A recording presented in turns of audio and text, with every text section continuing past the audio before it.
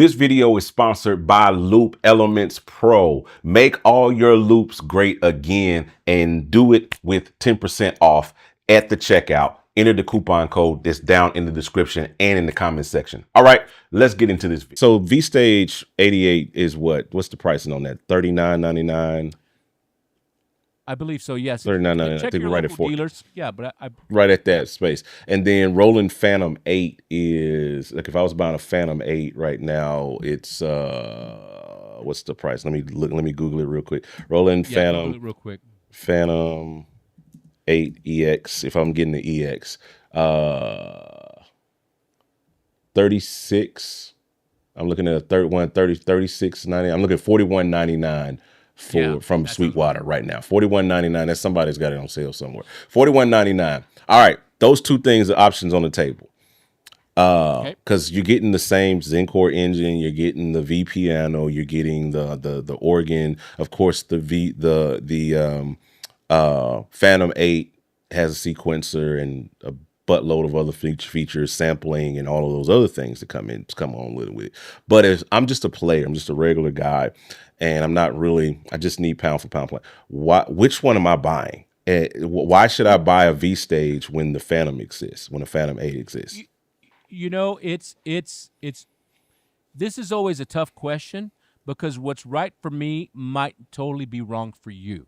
So I always tell the players, I'm like, what do you want the keyboard to do? What is the job of the keyboard? What is your key functions? For me, the Fantom, I love it. Like I said, it's in my desk. That's my hub of my studio. It's it just really depends. One thing that we're able to do on the V-Stage that we can't do on the Fantom is we have where the scenes, we can switch scenes and the V piano doesn't cut off in the V-Stage. The Fantom can't do that yet. And it might be because Fantom also offers you 16 zones of sound where the V-Stage offers you 5, So also Fantom, like you said, sampling, that's one thing it does. Fantom, we can do 32 in, and then on this guy, we what was it? I forget because it's like, was it 17? 18, something like that. 18, I think, when you pulled it up. And yeah, it was 18. So to me, it just really varies. You know what I mean? It's a tough question, but that's when.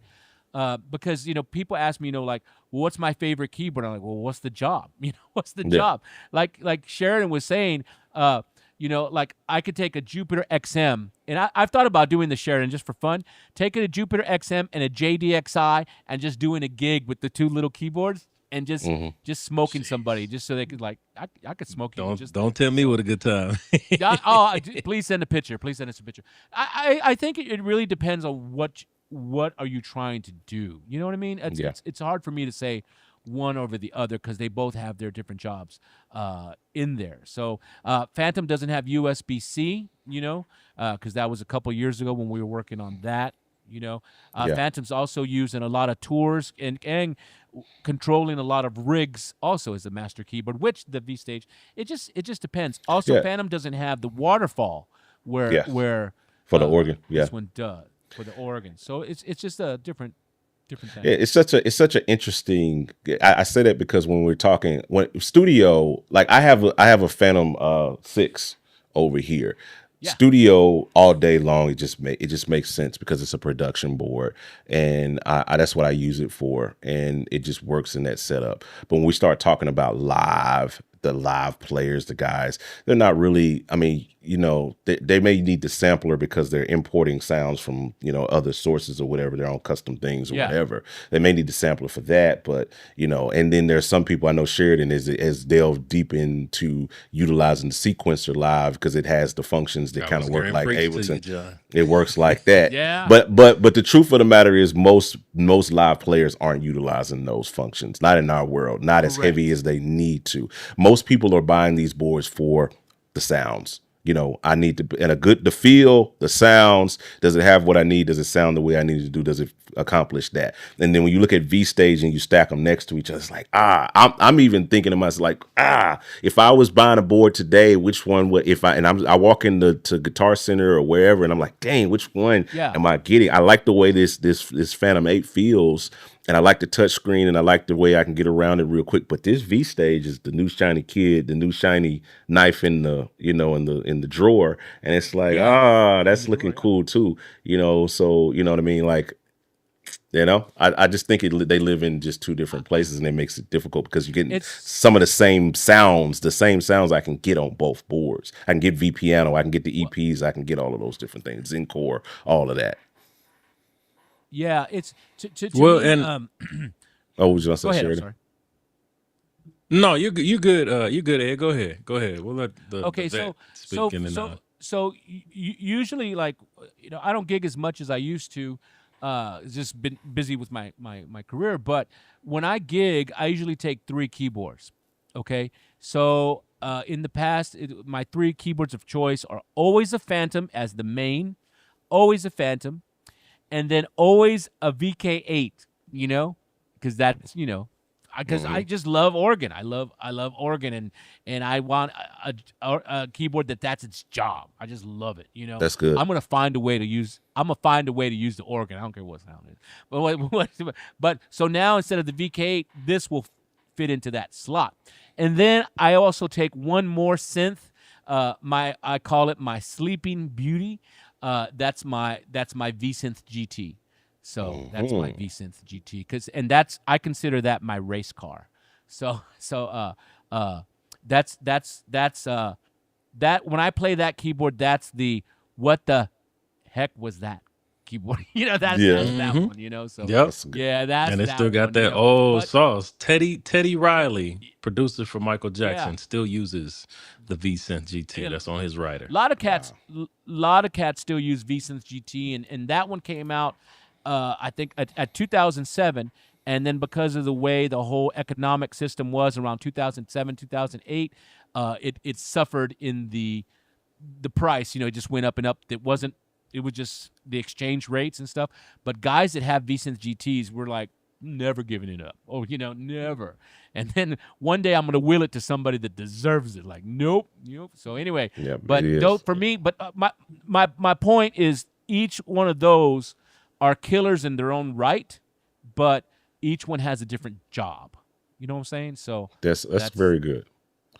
That's how I feel. Just like back in the day, back in the day in college, I always wanted a RD 500 and a VK7. I thought I could rule the world. I had that. That was my setup. Yo, that 95 to 2001, that was my setup. I had a RD 500 and I had a VK7.